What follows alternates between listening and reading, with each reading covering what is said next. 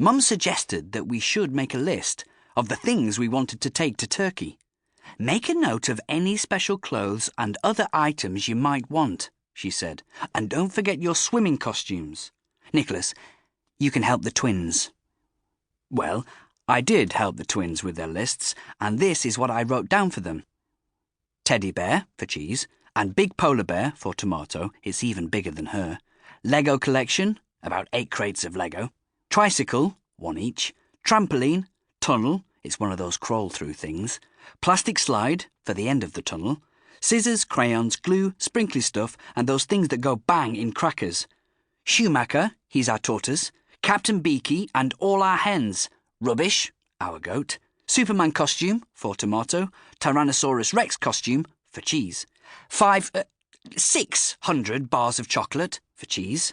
Clear plastic box with lid, to put a dolphin in to bring back home, for both of them. I showed it to Mum. She gave it straight back to me. Fine. Now go and do a proper one. It's bad enough to have one numbnut in the family. Please don't encourage the twins. Both the twins burst into tears. Pooh! Shouted Tomato. Horrible mummy! Pooh, pooh, pooh, pooh, pooh! Yelled Cheese. Sorry, that's Cheese's favourite word. He is only 3. You only have a small case, Mum explained patiently. You can't take big things, and you certainly can't take animals. That's pooh, said Cheese, pouting his lower lip. Tomato sniffed. But they'll die. Nobody will feed them. We shall come home and find deaded chickens and a deaded tortoise and a deaded rubbish and a deaded everything. She sniffed even more noisily. Nothing is going to die while we are away, said Mum. Granny and Lancelot are going to come and live in our house while we're on holiday. They will look after all the animals. Tomato stared at Mum for a moment. She wasn't going to give up, and she shook her head. Granny will be deaded, and Lancelot will be deaded, and his motorbike will be deaded. Stop being silly. Of course they won't. They'll be fine. Granny and Lancelot will feed the animals. Mum bent down and wiped the tears from their cheeks. Now, will it help if I give each of you one of those really gigantically enormous strawberries from the fridge? Will that make things better? The strawberries did, and the twins quickly forgot all about Granny and her husband, so that was all right, and they went off to pack their suitcases. Fortunately, Dad went to check their bags before we actually left for the airport.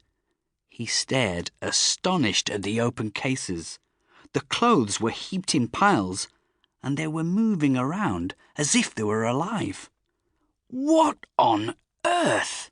Muttered Dad, gingerly taking hold of the corner of a wriggling jumper. He whipped it away. Ah! He leapt back as a hen poked up its head and snapped at his hand. Didn't your mother say no animals on the plane? What else have you got in there? More hens? Bouncing bananas you have, all of them. And what's that under your swimming costume? Schumacher! You can't take hens and tortoises on aeroplanes. Now help me get them back outside. They'll be lonely, muttered Tomato. No, they won't. Granny and Lancelot will read them bedtime stories every night.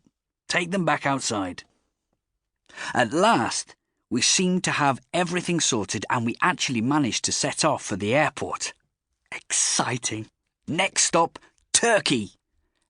Except we almost never got there at all because we almost missed the plane because there was a bit of a problem at the airport. Everything was fine until we got there. But then Dad's paddleboard went berserk. It really did seem to have a life of its own. It was okay at first because Dad stood it upright while we waited in the queue to check in for our flight. At last, we got to the desk, where a young woman with very red lipstick, a big smile and what looked like far too many teeth was waiting. Can I see your passports, please, and your booking? Dad turned to Mum. You've got them, haven't you? I gave them to you, said Mum. Remember, you said you wanted to keep them.